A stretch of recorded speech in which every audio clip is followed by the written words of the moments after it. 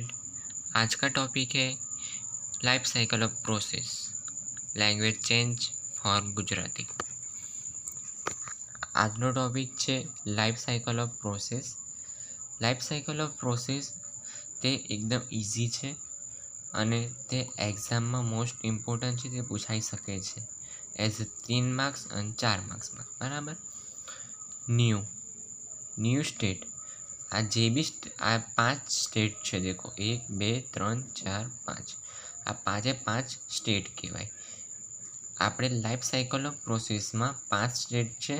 First state છે new એટલે કે કોઈ પણ પ્રોસેસ હશે તે એડ થશે।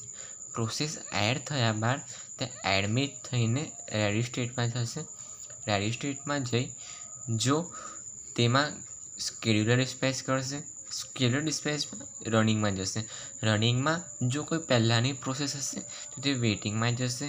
વેઇટિંગમાં જઈને પાછી રેડીમાં આવશે, પણ રેડી આવ્યા પહેલાં જે પહેલાંની ન્યૂ પ્રોસેસ હતી તે રનિંગમાં જશે। જો રનિંગમાં કોઈ ઇન્ટરપ્ટ મતલબ કે એરર હશે તો પાછું રેડીમાં જશે। રેડીમાંથી પાછું રનિંગમાં આવશે।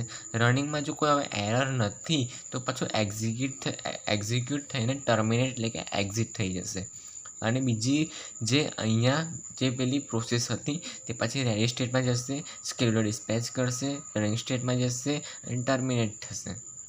That is called life cycle off process. Okay.